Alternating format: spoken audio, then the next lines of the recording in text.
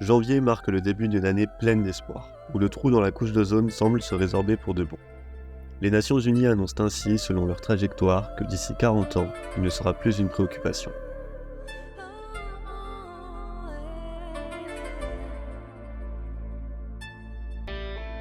Au Brésil comme ailleurs, on souffle enfin.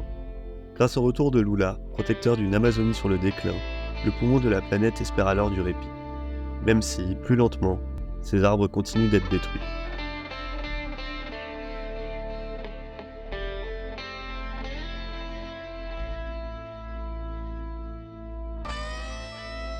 Mais février confirme cette bonne nouvelle. La déforestation a diminué de 61% sur une base annuelle, alors qu'une décision est prise en Australie pour fermer une mine de charbon qui menace une nature meurtrie.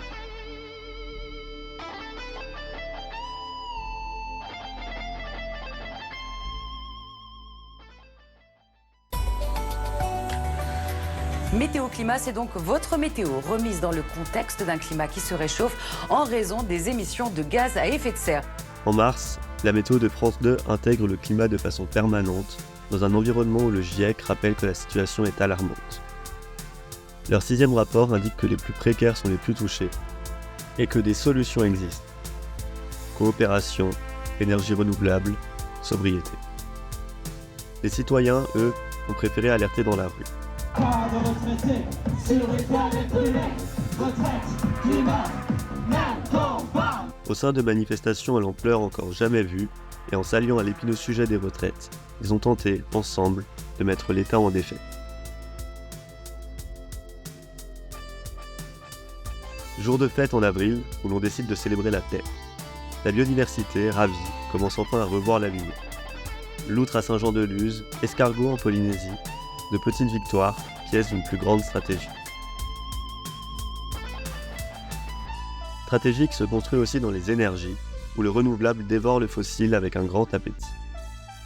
De petites victoires dans le secteur de l'aviation, à Amsterdam où les jets privés sont maintenant en voie d'extinction. Enfin, pour la fresque du climat, fête associative qui franchit la barre fatidique du million de participants. Tous veulent comprendre ce qu'on vit de façon collaborative, un rapide enseignement au futur bouleversement. Après tant de bonnes nouvelles, l'heure est à la gueule de bois.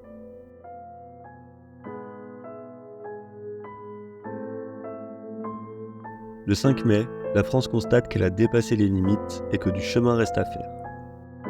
En effet, si toute l'humanité consommait comme nous, on aurait utilisé en 5 mois l'ensemble des ressources annuelles produites par la Terre. Et qui dit gueule de bois, dit déshydratation. Les Pyrénées-Orientales l'ont d'ailleurs vécu sans modération, puisque dès ce mois, le département est en situation de crise pour une sécheresse prête à s'emballer à la moindre pluie.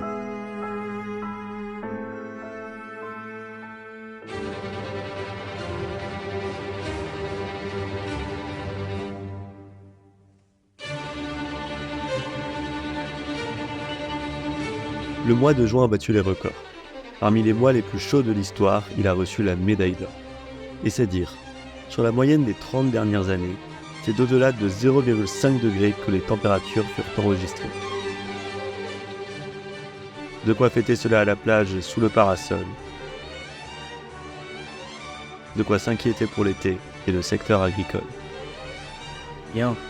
On est inquiet bien sûr pour nous et pour nos familles, mais aussi pour la population qu'on doit nourrir.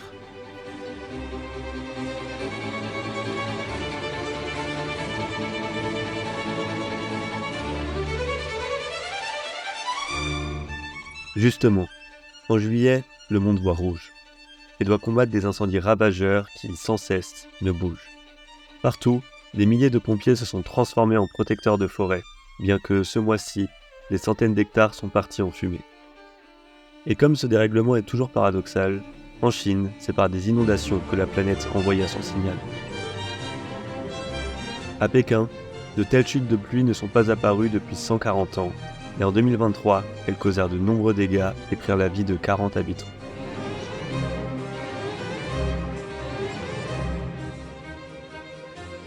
Le combat se poursuit alors en août, et se gagne enfin grâce à l'arrivée de quelques gouttes. On y apprend aussi qu'au 2e jour de ce mois, l'humanité a consommé l'ensemble des ressources annuelles que la planète conçoit. Des bonnes nouvelles arrivent toutefois, comme l'arrêt d'un champ pétrolier en Équateur, ou le pass ferroviaire portugais à 50 € par mois, qui réplique le modèle allemand, son précurseur.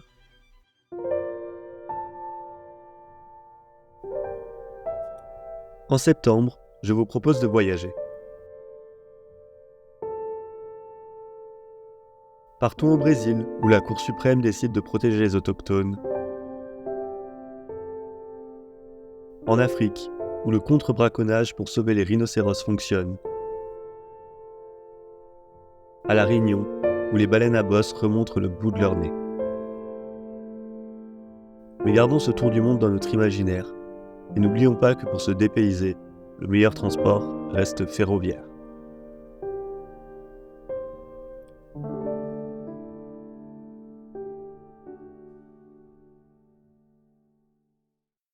Le sujet de l'eau revient en force en octobre.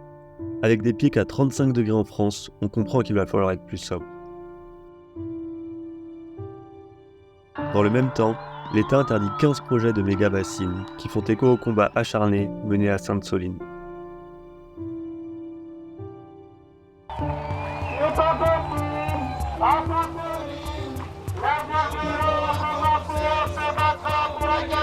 L'État français fait aussi le bon choix d'étendre le bonus réparation, même si d'autres sujets posent encore question.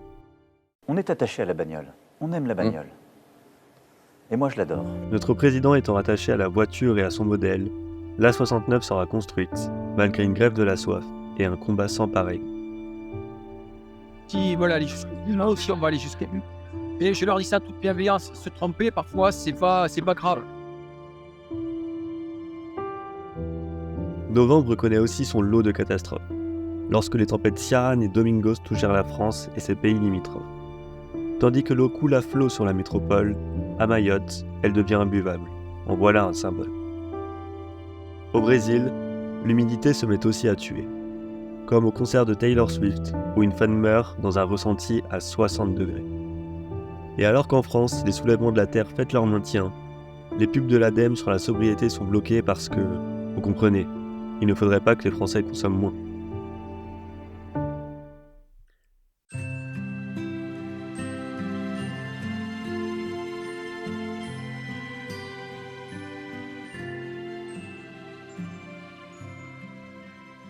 Et voici le menu de Noël pour finir l'année en beauté. En entrée, nous vous proposons une COP28. Évidemment, elle se déroulera dans un pays qui pollue sans limite. And there is no science out there or no scenario out there that says that the phase out of fossil fuel is what's going to achieve 1.5. Au moins, les États se sont accordés à réduire le fossile. Reste à voir si les actes suivront ou si ce n'est que des annonces futiles. Pour le plat de résistance, que diriez-vous de légumes au glyphosate ? Ça tombe bien. L'Union européenne retarde son interdiction de 10 ans, le temps de nous empoisonner de façon adéquate. Enfin, au dessert, c'est l'heure des cadeaux. L'État français en a d'ailleurs reçu un beau, puisqu'en cette fin d'année, l'affaire du siècle qui condamnait son inaction climatique a été rejetée par la justice, qui rendait là son ultime verdict.